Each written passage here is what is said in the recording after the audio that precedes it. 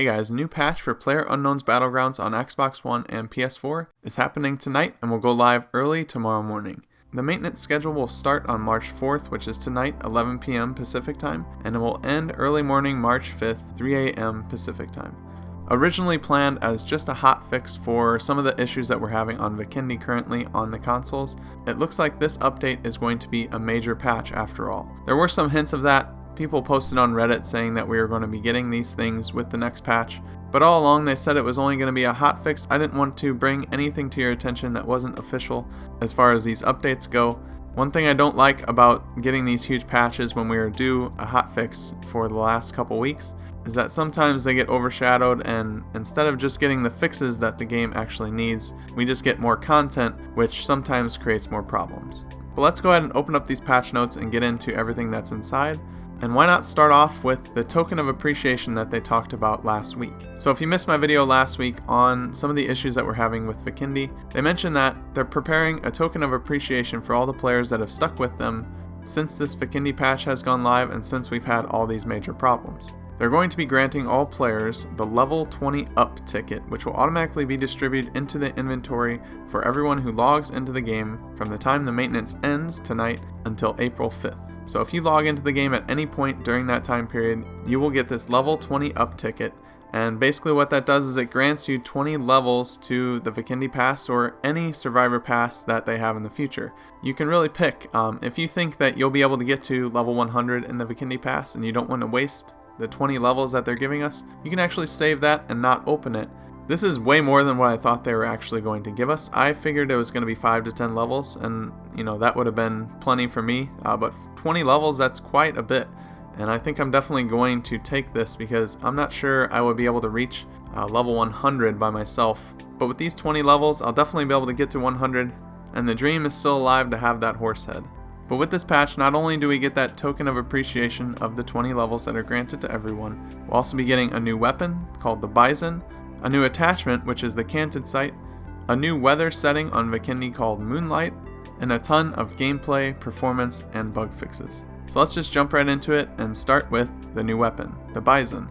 This is a new SMG exclusive to Vikendi and Erangel. It uses 9mm ammunition and holds 53 rounds by default. It can take muzzle attachments and sight attachments, and I think this is going to be one that's going to be fun to play around with because I am a big fan of the UMP, and it seems to have a lot of the same characteristics of a UMP, but it has 53 rounds in the magazine. So this is going to be a good spray and pray weapon. I think it's going to be really good on console, just because it's not as easy to control your recoil and everything on console with the controller compared to those on PC. So this might not be so good on PC because you can kind of be a little bit more accurate with the higher damaging weapons, but 53 rounds is quite a bit. It's actually more than the extended Tommy gun.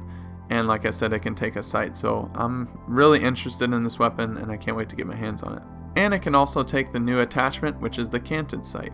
The Canted sight is a new scope for weapons with a secondary scope slot. So basically what it is, it's a small red dot type scope that hangs on the side of your weapon, and then it also allows you to attach another scope on the top. So it can be another short sight, it could be a 2x, a 3x, 4, all the way up to 8. Some of these weapons can take an 8x and the Canted sight on the side, so you'll be able to have 2 scopes ready for different encounters, but there are drawbacks. But let's go ahead and talk about what the Canted sight actually does. Pressing the X button or square if you're on PlayStation while ADS toggles between the equipped sights. So if you're aiming down your sights and you press the X button or the square button if you're on PlayStation, you're going to switch between those 2 sights, the small red dot on the side or the other scope that you have attached to the top. So this allows you to have some long distance encounters, but then if you hear somebody coming up closer, if somebody's rushing you, you can press the X button while you're aiming down your sights, and you will then be looking down the small red dot on the side, the Canted sight.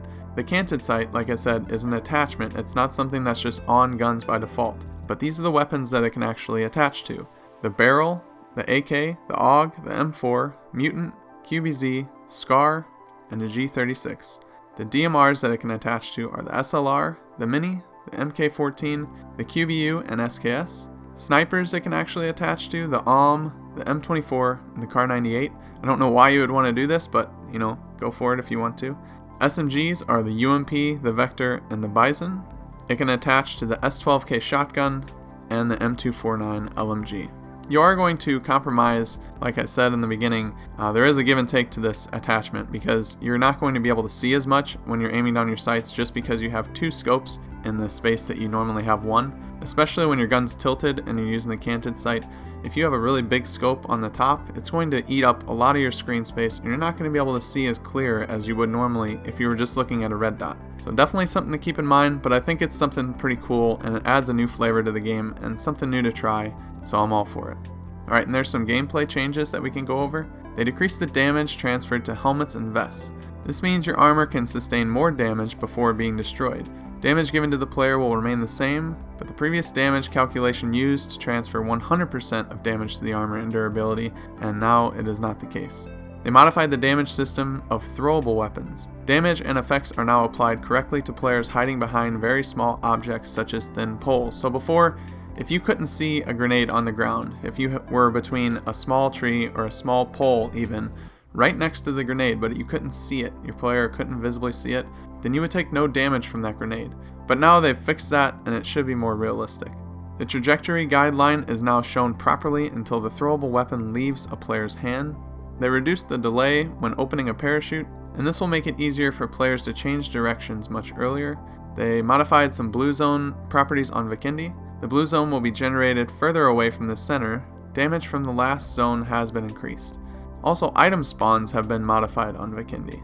They decreased the number of SMGs, thank goodness, and increased the number of ARs.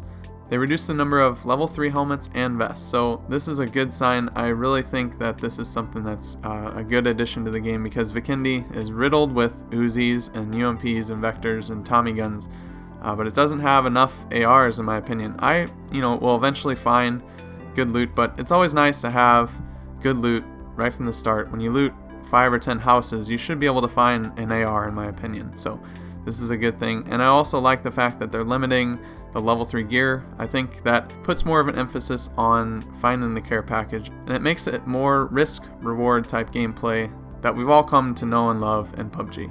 They also fixed an issue where doors could sometimes be opened from an unreachable distance in third-person perspective mode. Now they will only be opened when in reachable distance. Like I mentioned in the beginning, they added a new Moonlight setting on Vikendi. Although the setting is at night, the big glowing supermoon and the bright aurora borealis will help you detect enemies. Now, I hope I said that right, but I'm pretty sure that is it. It's got really nice colors in the sky, a bright white moon, and you can see pretty good. It just changes the game up, and I really can't wait to get out there on the Moonlight mode and try it out. One thing I think is still missing on Vikendi is a big snowstorm weather variant, and I hope they add that in the future. We'll just have to wait and see. But I'm definitely excited to run around on Vikendi during the nighttime. Let's go over some user interface and user experience changes. They improved the UI widget visibility, which is located on the bottom center of the game screen. They added additional game options. They added an option to set default firing mode for weapons, and you can do this individually for what you want. The default firing mode for ARs, SMGs, all the different weapons that have the options, you will be able to change that. And this is pretty cool because you can pick up an AR or an SMG and it will automatically be set to auto if you want that. That way once you reload, you're ready to fire.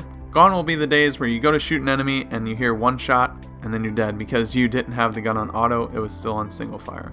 Like I said before, when you're aiming down your sights and you press X, you will switch which scope you're looking at if the canted sight is attached. And they say if you hold your left arrow button while in the default state, you will inspect the current weapon that you have. So if you're in first person mode, I think this will work best. You hold left on the D-pad and you'll be able to inspect your gun and take a look at it more clearly. Good to check out weapon skins and just helps the aesthetics of the game.